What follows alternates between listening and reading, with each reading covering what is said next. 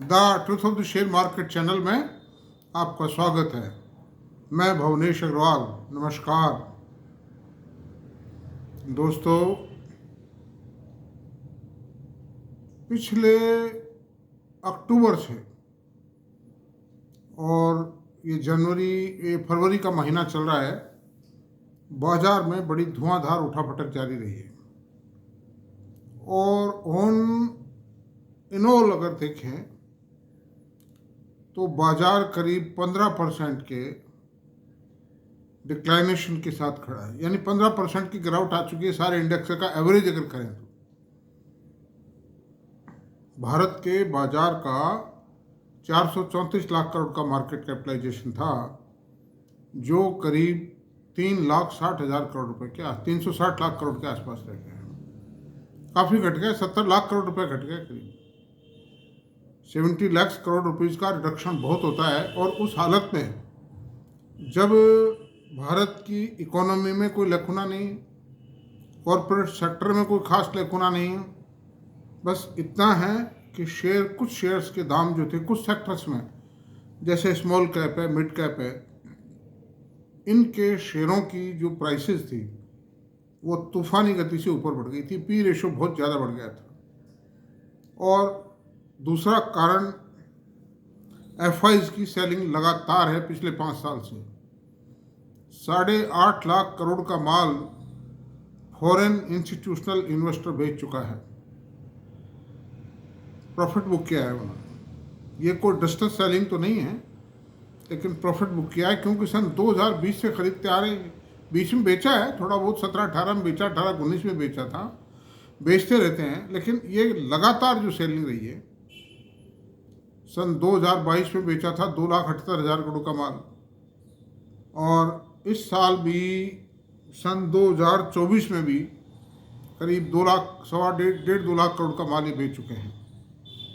और current year में जनवरी और फरवरी में भी 70-80 हज़ार करोड़ का माल ये बेच चुके हैं। 2 महीनों में 1.5 ही महीना हुआ है। इनऑल 3-4 हज़ार 5 हज़ार करोड़ का माल रोज बेचते हैं। लेकिन ज़्यादा अगर नीचा किया बाजार इनकी बिक्री के कारण, अगर बाजार ज़्यादा टूटता है तो ये नहीं बेचेंगे, तो ऑटोमेटिकली रुक जाएगी बिक्री। टूटना वैसे बेहतर रहा है बाजार का। Correction is always better. नाम ही करेक्शन है इसका, करेक्शन इज ऑलवेज बेटर, क्योंकि ये हर सांस सवेरा लेके आती है। बाजार में थक गया था मार्केट एक नई जोश लेके आएगा। हो सकता है महीना 20 दिन और पड़ा रहे मार्केट, या थोड़ा बहुत 1-2% और टूट जाए। बाकी मैं समझता हूँ कोई ज़्यादा टूटत की गुंजाइश नहीं है।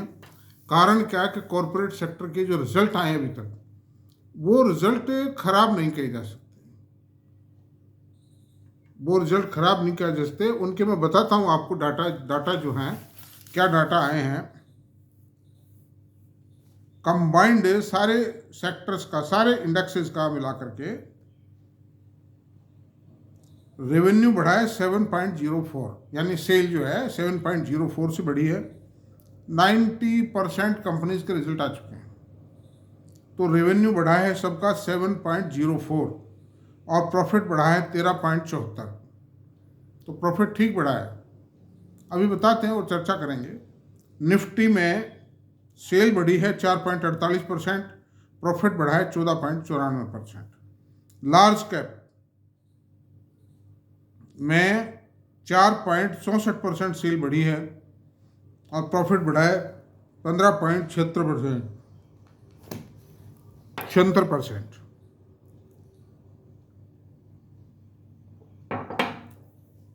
और स्मॉल कैप में सेल बढ़ी है 8.30%, और प्रॉफिट बढ़ने के बजाय घटा है 4.51% से।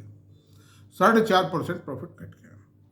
अब सवाल ये है, कुछ एनालिस्टों द्वारा ये कहा जा रहा है कि साहब ये इस क्वार्टर में क्या हुआ है कि सेल तो 5% ही बढ़ी है ऑन एन एवरेज, लेकिन प्रॉफिट ऑन एन एवरेज 15% बढ़ गई। लेकिन इस संबंध में मैं एक बात कहना चाहूँगा कि जैसे मिड कैप में 34.5% की प्रॉफिट में बढ़ोतरी हुई है, तो 34.5% तो एक्स्ट्रा आइटम तो नहीं, मतलब इस मास लेवल पर 34.5% एक्स्ट्रा आइटम नहीं है। इसको आप 34.5 को आप 20% कर दीजिए मिड कैप को, तो भी 20% की जो बढ़त है वो ईयर ऑन ईयर को कम नहीं होती है, मतलब। और जो सेक्टर है उनमें भी 5% घटा दीजिए। निफ्टी में, निफ्टी मिड कैप में, निफ्टी बैंक में, सब में घटा दीजिए, आप क्या दिक्कत है, तो भी ग्रोथ तो आई ना, मतलब। अच्छा, अब हम ये करते हैं कि क्या ये करेक्शन आ चुका है। आज का मुख्य मेरा चर्चा का विषय हुआ, क्या बाजार में करेक्शन आ चुका है या अभी आना और बाकी है, और अगर आएगा तो आने के क्या कारण है, और सुधार होगा तो सुधार के क्या कारण है, और कब तक सुधार हो सकता है, ये एक महत्वपूर्ण विषय पर हम चर्चा करेंगे। तो ये कॉर्पोरेट सेक्टर के रिजल्ट्स की बात हुई है थर्ड क्वार्टर की। अब चलते हैं निफ्टी में। निफ्टी के जो डिफरेंट सेक्टर्स हैं उनकी अर्निंग क्या है,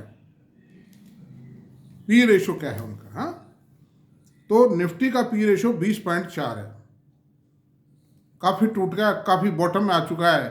हिस्टोरिकली अगर हम देखें तो इतना पी रेशो कम पिछले 8-10 सालों में भी नहीं रहा है। सन 13-14 में था ही, मतलब उसके बाद फिर कभी नहीं रहा है, और हाइट में, ऊंचाई में 28 तक गया है।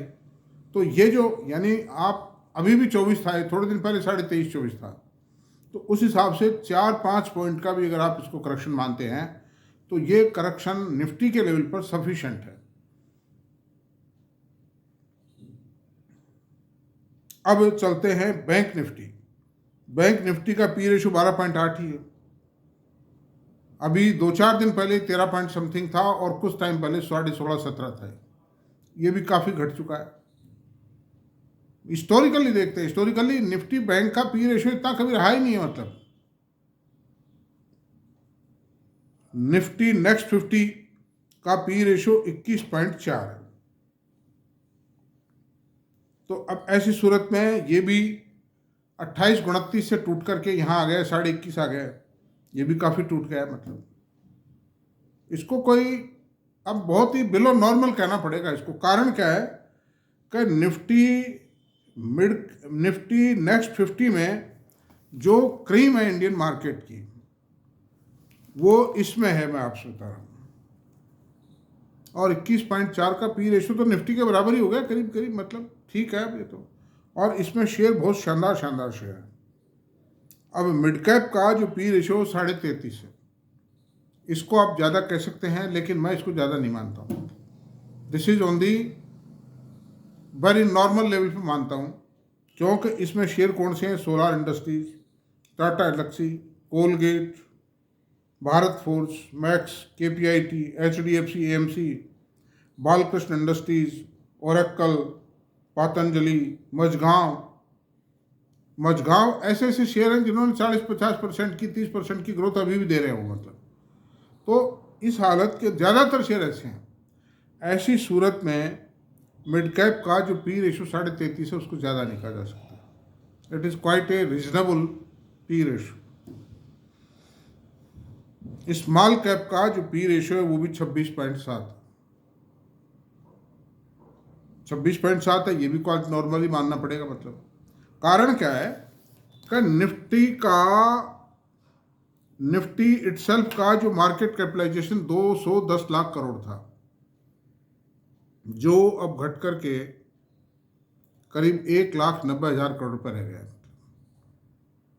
काफ़ी हो गया। और 2 लाख करोड़ के मार्केट कैप को, या उनके मार्केट कैप को मेंटेन करने के लिए इंडिविजुअल शेयर में भी अगर हम देखते हैं, इंडिविजुअल शेयर्स की बात करते हैं, तो उसमें भी बहुत बड़ा पैसा चाहिए। कोई भी ऑपरेटर प्ले करता है, कोई सिंडिकेट बन के उसमें प्ले करती है, तो बहुत पैसा चाहिए। तो उस हिसाब से इसमें उतना प्ले नहीं कर पाते हैं, उतना फ्लक्चुएशन नहीं आ पाता है। इस कारण से ये जो 20.4 का पी रेशो ये जस्टिफाइड है। लेकिन ऑन दी अदर हैंड इसको कंपेयर करते हैं मिड कैप से या निफ्टी नेक्स्ट 50 से कंपेयर करते हैं, तो निफ्टी नेक्स्ट 50 तो बिल्कुल रीजनेबल है, 21.4 है, कोई ज़्यादा फर्क नहीं है। मिड कैप से अगर टैली करते हैं तो मिड कैप में क्या है कि उनका मार्केट कैपिटलाइजेशन छोटा है। 50, 40,000, 30,000, 25,000, 35,000, 55,000, 60,000, उसमें भी क्या है। और जो मार्केट कैप है मिड कैप का वो मैं समझता हूँ, देखिए बताता हूँ मैं।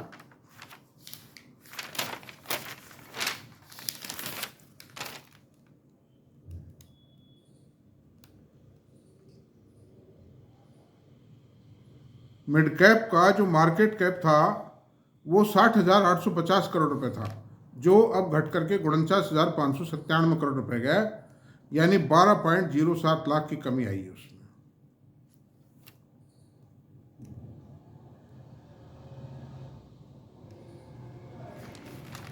तो ऐसी सूरत में 50%, यानी कि ये कितना था मार्केट कैप, 60,000 करोड़। 60,000 करोड़ रुपए में बहुत सी कंपनियां तो ऐसी हैं जिसमें ऑपरेटर प्ले ही नहीं करते। ऑपरेटर को भी कुछ रोशनी दिखाई देती है, कंपनी में बेटर वर्किंग चांसेस दिखाई देते हैं जब भी वो अक्यूमुलेट करते हैं, और वर्किंग आने के बाद उसको दिखा करके बेच जाते हैं। उसी कारण आपने देखा होगा शेयर के रिजल्ट आने के बाद कई शेयर गिरना शुरू हो जाता है, क्योंकि ऑपरेटर्स प्रॉफिट बुक करते हैं। तो ऐसी सूरत में उसमें कम पैसा चाहिए उसमें प्ले करने के लिए। उसका फ्लोटिंग स्टॉक 50% तो मैनेजमेंट के पास, मोर देन 50% तो करीब करीब समझिए कि मैनेजमेंट के पास रहेगा। कुछ एफआईज के पास है, कुछ डीआईज के पास है, तो फिक्स है। यानी 80, 85, 90% जो माल है वो तो डीआईज, एफआईज और मैनेजमेंट के पास फिक्स है, के हाथों में, जो जिसमें ज़्यादा कोई चेंजेस नहीं आते हैं। बचा 10 से 15% के बीच का स्टॉक है, वो पब्लिक के पास भी है। 1-1.5%, 2% का फ्लोटिंग स्टॉक जिसमें बाजार में ट्रेडिंग होती रहती है वो है। तो उसको मतलब 1% में 600 करोड़ रुपए चाहिए टोटल, अगर पूरा फ्लोटिंग स्टॉक भी कोई खरीद ले तो ऐसी स्थिति में उन शेयरों के अंदर प्ले करना बहुत आसान है और हाई ग्रोथ है। निफ्टी के किसी भी शेयर में इस वक्त 20-25% से ज़्यादा ग्रोथ किसी में भी नहीं है। महिंद्रा एंड महिंद्रा में हाईएस्ट ग्रोथ थी, तो पहले टाटा मोटर में थी पिछले साल, पिछले वित्तीय वर्ष में।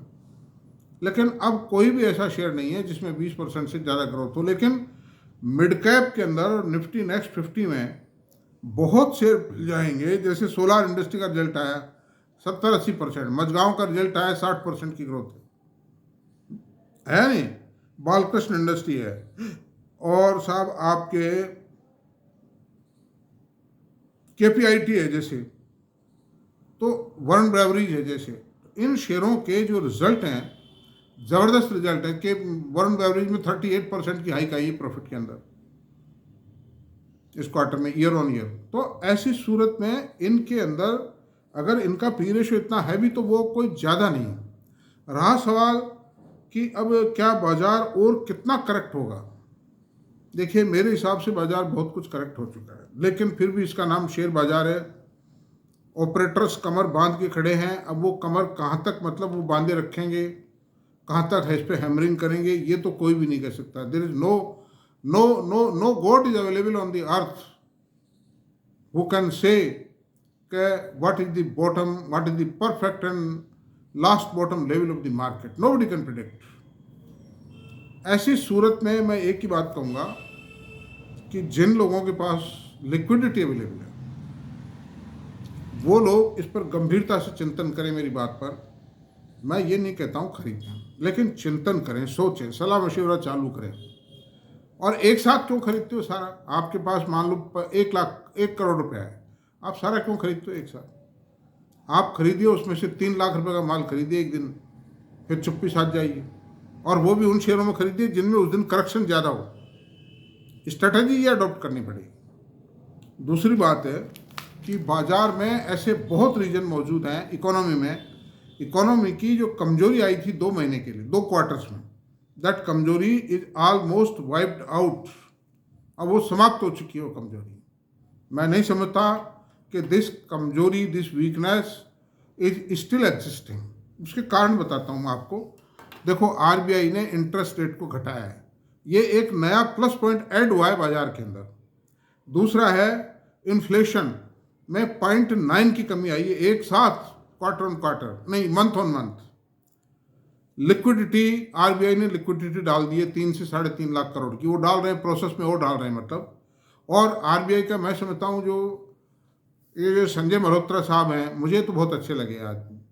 He is a good nice, he is a nice man. और इनका जो आते ही जो बाजार को शक्तिदान था, आसफी साहब भी अच्छे थे, बहुत अच्छे आदमी थे, वो भी लिबरल थे और बहुत एडजस्टिव नेचर के थे, और ये मुझे उनसे भी ज़्यादा बढ़िया लगे।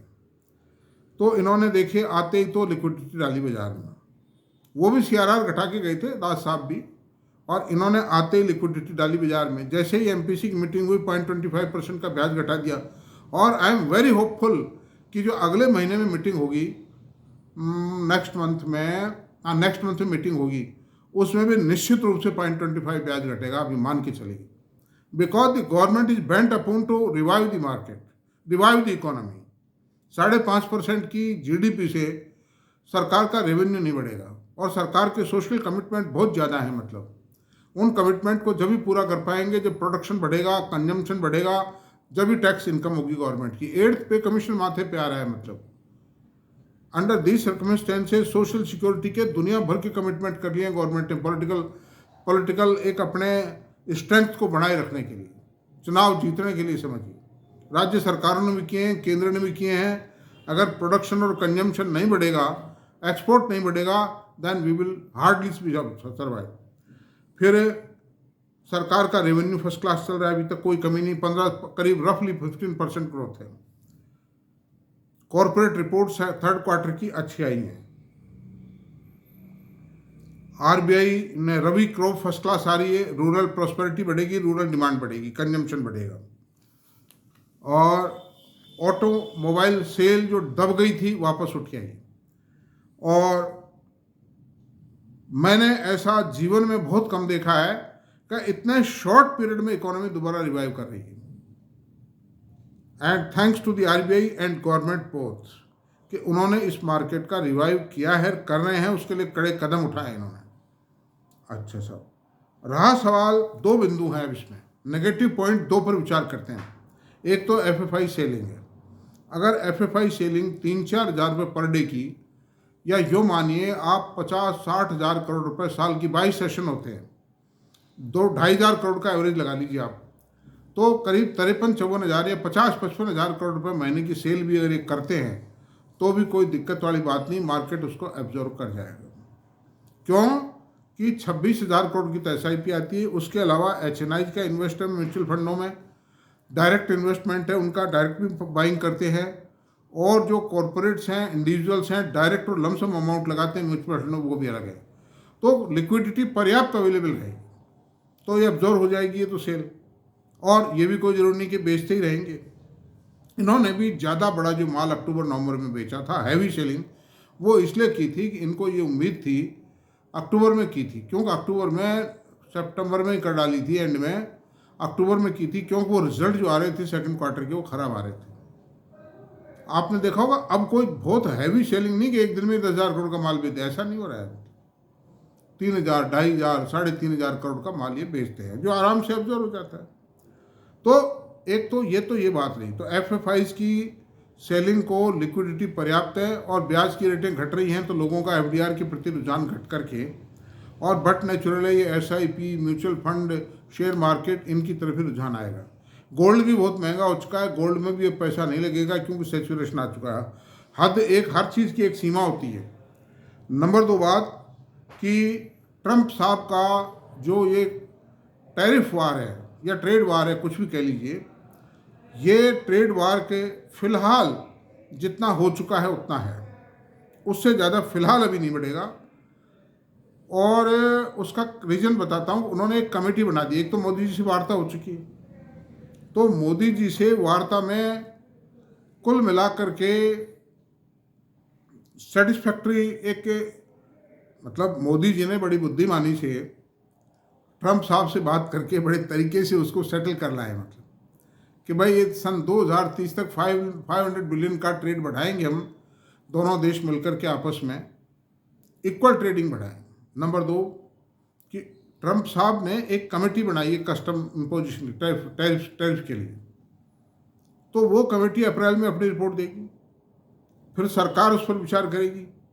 तो ऐसी सूरत में उसमें टाइम लगेगा, और विचार करके जरूरी नहीं कि जो रिपोर्ट है उसको मान लिया, नहीं मान लिया, पार्शल मानेगी या फुल्ली मानेगी या बहुत सेलेक्टिव मानेगी, ये टाइम विल डिसाइड। और जब तक ट्रंप साहब पर जो कुछ ट्रम्प साहब ने किया है उसका भी प्रेशर इमर्ज होगा, क्योंकि वहाँ का जो बिजनेसमैन है ही इज फेलिंग इनकन्वीनियंस। और अमेरिका की जो जान है, हर देश की जान यही है, बिजनेस है, एक्सपोर्ट है, प्रॉफिटेबिलिटी है, टेक्नोलॉजी है, रिसर्च एंड डेवलपमेंट है, शेयर मार्केट है। इन सब में अगर गिरावट आती है तो वो ट्रम्प साहब को अपने आप को बदलना पड़ेगा। That's all. तो मैं समझता हूँ 1-8% की 2% से निफ्टी और गिर जाए या कोई मिड कैप वगैरह गिर जाए, बाकी इससे ज़्यादा गिरावट मेरे ख्याल से नहीं होता।